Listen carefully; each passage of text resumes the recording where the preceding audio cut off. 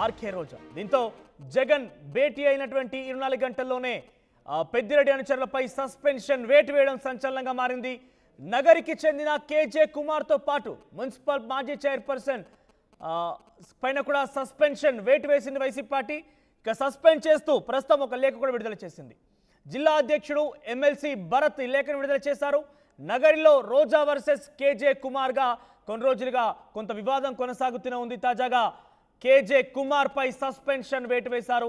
KJ Kumar Peddireddy అనుచరుడుగా తెలుస్తోంది. దీనికి సంబంధించి మరిన్ని అప్డేట్స్ మా ప్రతినిధి లోకేష్ అందిస్తారు. లోకేష్, రోజా ఫిర్యాదుతో వైఎస్ జగన్ రియాక్ట్ అయ్యారు.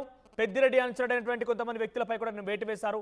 కొన్ని రోజులుగా రోజాకి వైసీపీ అంతర్గతంగా ఉన్నటువంటి పార్టీ నేతల మధ్య విభేదాలు కొనసాగుతున్నాయి. ప్రస్తుతం ఈ సస్పెన్షన్ వేటుని ఎలా చూడాలి?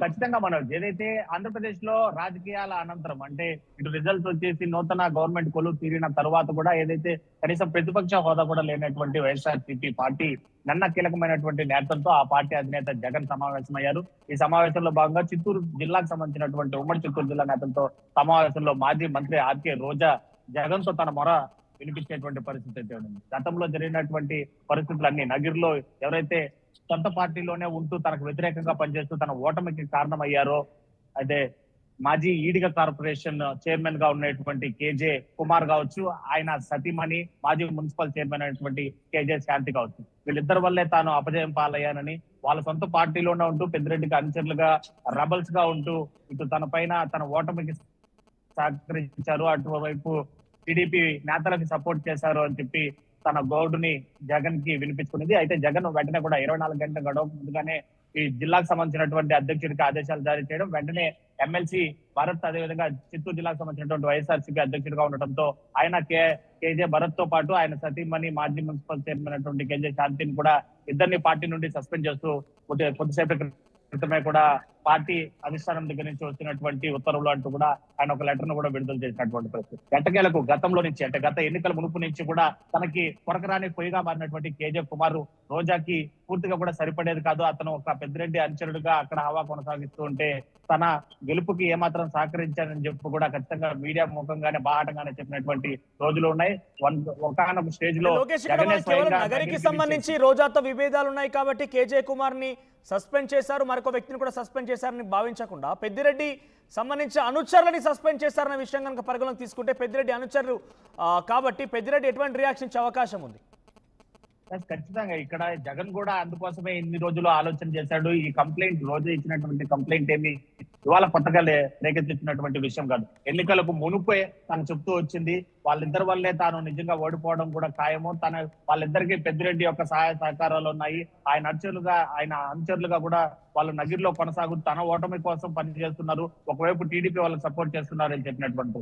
అయితే పెద్దిరెడ్డిని ఆలోచనలో ఉంచుకున్నటువంటి జగన్ వాళ్ళపైన ఎలాంటి యాక్షన్ అప్పుడు తీసుకోలేదు.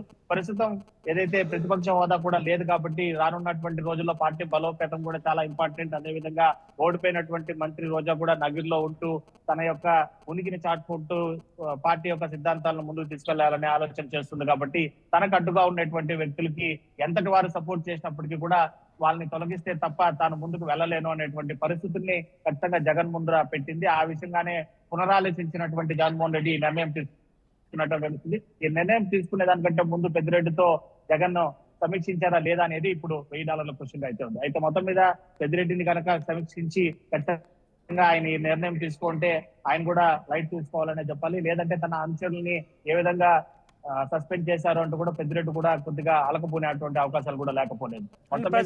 పెద్దిరెడ్డి అనుచరులను సస్పెండ్ చేసిన విషయంపై ఆయన స్పందించారా?